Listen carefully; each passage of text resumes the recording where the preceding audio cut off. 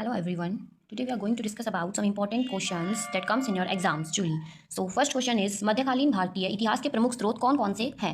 ठीक है, तो मध्यकालीन भारत के बारे में जानने के लिए इतिहासकार अलग अलग तरह के सबूत यानी कि सोर्सेज का इस्तेमाल करते हैं, जैसे कि साहित्यिक स्रोत हो गया यानी कि किताबें और लिखी हुई बातें, यानी कि फारसी किताबें हो गई, संस्कृत ग्रंथ हो गए, लोक साहित्य हो गई, यानी कि जो बातें किताबों और लिखित रूप में मिलती हैं। दूसरा पुरातात्विक स्रोत यानी कि पुरानी चीज़ें, जैसे कि किले, मंदिर, मस्जिद, मूर्तियाँ, चित्रकला, पुराने अवशेष यानी कि ज़मीन से मिली पुरानी चीज़ें। तीसरा है विदेशी यात्री के वर्णन, यानी कि इब्न बतूता हो गया, मार्को पोलो हो गया, अलबिरूनी यानी कि जो बाहर से लोग भारत आए और उन्होंने क्या देखा और क्या लिखा। फिर शिलालेख यानी कि पत्थरों पर लिखी बातें, जैसे कि राजा के आदेश, सरकारी रिकॉर्ड यानी कि पत्थर या दीवारों पर खुदी हुई जानकारी। फिर सिक्के यानी कि राजाओं द्वारा बनाए गए समय और घटनाओं को समझने में मदद, पुराने पैसे से भी इतिहास का पता चलता है। ठीक है, स्थानीय इतिहास यानी कि अलग अलग क्षेत्रों की अपनी कहानी, जैसे राजस्थान हो गया, दक्कन का इतिहास हो गया, किसी खास जगह का इतिहास होना। ठीक है, यानी कि इतिहास हमें किताबों, पुरानी चीज़ों, यात्रियों के लिए शिलालेख, सिक्कों और स्थानीय कहानियों से पता चलता है। तो ये सब हमारे मध्यकालीन स्रोत हैं। अगला देखते हैं। क्वेश्चन नंबर 2 की बात करें तो क्वेश्चन नंबर 2 में ये है कि फारसी इतिवृत्तों का महत्व क्या है, यानी कि इतिहासकारों का महत्व क्या है। पहला, दैनिक दरबार वर्णन, यानी कि फारसी किताबों में राजा के दरबार की रोज की बातें लिखी होती थी, यानी कि हमें पता चलता है कि दरबार में क्या होता था। फिर विदेशी यात्रियों के वृत्तांत, यानी कि भारत से आए लोग भारत के बारे में लिखते थे, इससे बाहर वालों की नज़र से भारत को समझते हैं। फिर सिक्के यानी कि राजाओं के बनाए सिक्के, इनमें समय और शासक की जानकारी मिलती है। फिर शिलालेख यानी कि पत्थरों पर लिखे आदेश, ये सरकारी रिकॉर्ड होते थे। स्थानीय इतिहास यानी कि अलग अलग जगहों का इतिहास, जैसे कि राजस्थान या दक्कन आदि। क्वेश्चन नंबर 3 देखते हैं। प्रश्न 3 है कि ज़ियाउद्दीन बर्नी के क्या विचार थे, उसका विश्लेषण कीजिए। पहला, दैनिक दरबार वर्णन, यानी कि राजा को ईश्वर का प्रतिनिधि मानता था, यानी राजा को बहुत ऊंचा दर्जा देता था। फिर राजनीति और धर्म, यानी कि ईश्वर, राजनीति और धर्म, यानी कि राजनीति में इस्लाम का असर, धर्म और राजनीति साथ चलते थे। प्रशासनिक व्यवस्था, यानी कि शासकों को धर्म का रक्षक बनाना चाहिए, राजा धर्म की रक्षा करे। वर्ग विभाजन, यानी कि समाज को अलग अलग वर्गों में बांटता था, यानी कि अमीर गरीब का फर्क सही मानता था। प्रमुख रचना कौन सी थी इसकी? फतावा जहांदारी, ठीक है, तारीख फिरोज शाही, यानी कि ये उसकी किताबें हैं। प्रश्न नंबर 4 देखते हैं। अमीर खुसरो का योगदान बताइए, यानी कि साहित्य की बात करें तो फारसी, हिंदी, हिंदवी में लिखा, कई भाषाओं में काम किया। संगीत, यानी कि कव्वाली और नए संगीत रूप शुरू किए, संगीत में बड़ा योगदान हुआ। इतिहासकार, यानी कि सुल्तानों की बातें और घटनाएं लिखी, इतिहास भी लिखा। उपाधि तूतीय हिंद, यानी कि भारत की मीठी आवाज़, बहुत प्रसिद्ध कवि थे। लेखन शैली, यानी कि पहेलियां और कविताएं लिखी और आसान और रोचक शैलियां लिखी गई। ठीक है, प्रश्न नंबर 5 है कि मध्यकालीन इतिहास लेखन क्या था। पहला, फारसी तृत्व, यानी कि फारसी इतिहास, दरबार से जुड़े इतिहास, दरबार से जुड़े इतिहास, जैसे कि राजा के आसपास की बातें ज्यादा, वर्णन शैली कहानी की तरह नहीं बल्कि घटनाओं का विवरण, सीधे सीधे जानकारी। ठीक है, सुल्तान केंद्रित, यानी कि सुल्तानों की तारीफ ज्यादा करना, राजा को अच्छा दिखाया जाता था। धर्म और राजनीति, यानी कि इस्लामी नजरिया, धर्म का क्या प्रभाव था। राज्य और कर प्रणाली, यानी कि प्रशासन और टैक्स की जानकारी, जैसे कि शासन कैसे चलता था। इतिहासकार की बात करें तो बर्नी, अल्स बिरूनी, अबुल फजल, ये सब हमारे मुख्य लेखक हैं। प्रश्न नंबर 6, भक्ति आंदोलन की प्रमुख विशेषताएं बताइए। तो भक्ति आंदोलन की प्रमुख विशेषताएं क्या थी? ये पूर्ण संपन्नता, यानी कि भगवान के प्रति सच्चा प्यार था, सीधी भक्ति जो होती थी। ठीक है, दूसरा, समानता, जाति धर्म का भेदभाव नहीं था, सब बराबर होते थे। भाषा का प्रयोग, यानी कि लोक भाषा में भजन, आम लोग समझ सकते जो। ठीक है, गीत और भजन, यानी कि जो गाकर भक्ति फैलाई जाती थी, आसान तरीका जो था। व्यक्तिगत भक्ति, यानी कि सीधे भगवान से संबंध होता था, किसी पुजारी की जरूरत नहीं पड़ती थी। प्रश्न नंबर 7वां देखते हैं। इंडो इस्लामिक वास्तुकला की विशेषताएं क्या थी। पहला, गुंबद और मेहराब, यानी कि गुल गुंबद और मेहराब बदार दरवाजे, यानी कि जो खास पहचान होती थी वहाँ की। मीनारों की बात करें तो ऊंची ऊंची मीनारें थी, सजावट और पहचान थी वहाँ की। ठीक है, अंदर की सजावट कैसी थी? जाली और अरबी लिखावट थी, उस पर सुंदर डिजाइन बने हुए थे। बाहर की सजावट कैसी थी? नक्काशी और पत्थर का काम हो रखा था, बहुत सुंदर इमारतें थी। ठीक है, जल व्यवस्था, यानी कि फुव्वारे और बाग बने हुए थे, ठंडक और सुंदरता थी, जैसे कि कुतुब मीनार हो गया, ताजमहल हो गया, ये सब हमारी प्रसिद्ध इमारतें हैं। अगला देखते हैं। अगला है संयुक्त परिवार का बच्चों पर क्या प्रभाव था, उसके विकास पर क्या प्रभाव पड़ा। ठीक है, भावनात्मक सहारा मिला, यानी सभी मिलकर प्यार देते हैं और बच्चा खुश रहता है। शारीरिक विकास हुआ, यानी कि बच्चे मजबूत बनते हैं, खेल कूद ज़्यादा करते हैं। संस्कार और मूल्य, यानी कि बड़ों से सीख मिलती है और अच्छे संस्कार मिलते हैं। ठीक है, सुरक्षा कैसे करते थे ये? सुरक्षा, परिवार में सुरक्षित महसूस करते हैं और डर कम होता है। ठीक है, इसके बाद बच्चों का पूरा विकास होता है, लेकिन संतुलन भी जरूरी है। प्रश्न नंबर 9 है, सूफी संतों के योगदान पर टिप्पणी कीजिए, यानी कि सामाजिक सद्भाव क्या था इसका। हिंदू मुस्लिम एकता, यानी कि सबको जोड़ना। प्रेम और भक्ति, यानी कि भगवान से प्रेम सिखाया, नफरत का विरोध किया। सादगी, यानी कि दुनिया के लालच से दूर रहना, सरल जीवन जीना। सेवा, यानी कि गरीबों की मदद करना, इंसानियत, जैसे कि ख्वाजा मोइनुद्दीन चिश्ती और निजामुद्दीन औलिया बड़े सूफी संत थे। ठीक है, प्रश्न नंबर 10वां देखते हैं। दिल्ली सल्तनत का इक्ता प्रणाली, दिल्ली सल्तनत की इक्ता प्रणाली क्या थी? इसके परिचय देखें तो जमीन देकर काम करवाना, यानी कि एक तरह की व्यवस्था। दूसरा, राजस्व संग्रह, यानी कि इक्तादार टैक्स लेता था, यानी कि सरकार को पैसा देता था। सेना व्यवस्था थी, इक्तादार सैनिक रखता था, सेना तैयार रखता था। कार्यकाल था, जमीन के बदले सेवा की जाती थी, यानी जैसे नौकरी करना। निष्कर्ष क्या था इसका? इससे सल्तनत मजबूत हुई, लेकिन इक्तादार ताकतवर हो गए। ठीक है, अगला क्वेश्चन देखते हैं। अगला क्वेश्चन है, दिल्ली सल्तनत के पतन के कारण क्या थे? कमजोर शासक था, यानी कि बाद के राजा मजबूत नहीं थे, इसलिए राज्य संभाल नहीं पाए। भ्रष्टाचार था, अधिकारी अपना फायदा देखते थे, ईमानदारी नहीं थी। आर्थिक संकट था, खजाने में पैसा कम हो गया। बाहरी आक्रमण था, तैमूर जैसे हमलावरों ने नुकसान किया। जनता में असंतोष था, लोग सरकार से खुश नहीं थे। ठीक है, अगला प्रश्न है, बहमनी और विजयनगर राज्य, यानी कि बहमनी राज्य क्या था, उसकी स्थापना कब हुई 1347 में। दक्षिण भारत में नया मुस्लिम राज्य बना। विभाजन कब हुआ इसका, आपसी झगड़ों से छोटे छोटे राज्यों में टूट गया। विजयनगर राज्य यानी कि शक्तिशाली राज्य था, दक्षिण का बहुत मजबूत हिंदू राज्य बना। कृष्णदेव राय सबसे अच्छे और प्रसिद्ध राजा थे। 1565 में पतन हुआ, तालीकोटा की लड़ाई में हार गया। फिर प्रश्न नंबर 13, मुगल काल के स्रोत कौन कौन से थे।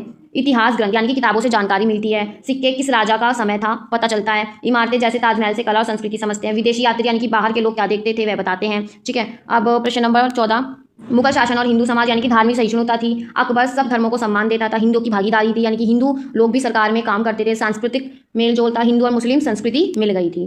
प्रश्न नंबर 15, औरंगजेब की धार्मिक नीति क्या थी। जजिया कर, गैर मुस्लिमों पर टैक्स लगाया, मंदिरों को नुकसान पहुंचाया गया, कुछ मंदिर तोड़ दिए गए, सख्त नियम थे, इस्लामी नियमों को ज़्यादा महत्व दिया गया। फिर प्रश्न नंबर 16, शिवाजी का क्या प्रशासन था, यानी कि शिवाजी के प्रशासनिक योगदान पर टिप्पणी कीजिए। तो अष्टप्रधान मंडल यानी कि 8 मंत्रियों की टीम शासन चलाती थी। मजबूत सेना थी, अच्छी ट्रेनिंग और अनुशासन थे। किले सुरक्षा के लिए किलों का इस्तेमाल किया गया। कर व्यवस्था किसानों से सही और कम कर लिया जाता था। ठीक है, प्रश्न नंबर 17 देखते हैं। शिवाजी के मध्यकालीन विदेशी व्यापार की चर्चा कीजिए। तो समुद्री व्यापार होते थे, समुद्र के रास्ते व्यापार होता था। मसाले यानी कि सबसे ज्यादा बिकने वाली चीज होती थी मसाले। विदेशी व्यापारी क्या थे, अरब और यूरोप से लोग आते थे। प्रश्न नंबर 18, सिख धर्म और राज्य पर टिप्पणी कीजिए। सिख धर्म का विकास कैसे हुआ था, गुरु नानक देव की वजह से। सिख धर्म की शुरुआती गुरु नानक देव की वजह से हुई थी। खालसा पंथ था, गुरु गोविंद सिंह ने बनाया था। संघर्ष क्या था इसका, अन्याय के खिलाफ लड़ाई की गई थी। प्रश्न नंबर 19, शिवाजी की विदेश नीति क्या थी। मुगलों से संघर्ष करना, यानी कि अपने राज्य की रक्षा के लिए लड़ाई करना। अंग्रेज पुर्तगाली संबंध बनाना, यानी कि समझदारी से संबंध बनाए। ठीक है, नौसेना यानी कि समुद्र की सुरक्षा के लिए सेना बनाई गई।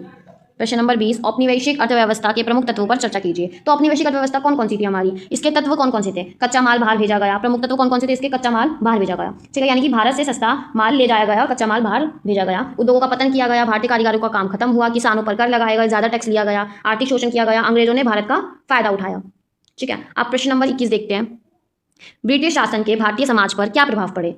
ठीक है, तो परिवर्तन और सामाजिक बदलाव आए इसमें। अंग्रेजों ने भारत में नया कानून, शिक्षा और न्याय व्यवस्था लागू की, यानी कि अंग्रेजों के आने से समाज बदलना शुरू हुआ और लोग सुधार के बारे में सोचने लगे। ठीक है, फिर धार्मिक और जातिगत बदलाव आया, धर्म और जाति के मुद्दों पर तनाव बढ़ा, आर्थिक शोषण हुआ। अंग्रेज भारत से पैसा कमाते थे लेकिन भारत गरीब होता गया। भारतीय संस्कृति पर असर पड़ा, लोग अपनी संस्कृति छोड़कर नई चीजें अपनाने लगे। फिर ब्रिटिश शासन ने समाज, धर्म, अर्थव्यवस्था और संस्कृति सबको ही बदल कर रख दिया। ठीक है, प्रश्न नंबर 22 देखते हैं। 1857 के विद्रोह के कारणों की विवेचना कीजिए। तो पहला विद्रोह का कारण कौन सा था जो 1857 में किया गया था।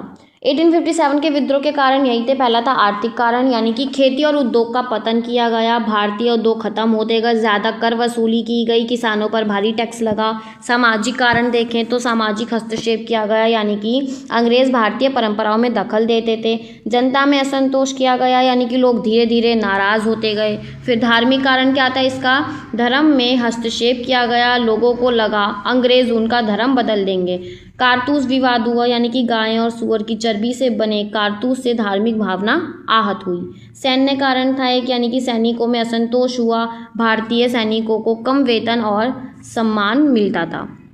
ठीक है, यानी कि यह विद्रोह कई कारणों से हुआ और अंग्रेजों के खिलाफ पहली बड़ी लड़ाई बना। ठीक है, प्रश्न नंबर 23 देखते हैं। 1857 के विद्रोह के कारणों की विवेचना कीजिए, यानी कि इसका दूसरा रूप क्या था। पहला, सत्ता का केंद्रीकरण, यानी कि ईस्ट इंडिया कंपनी से ब्रिटिश सरकार को सत्ता, यानी कि अंग्रेजों का नियंत्रण और मजबूत होता गया, राजाओं की शक्ति कम हुई, भारतीय राजाओं को हटाया जाने लगा।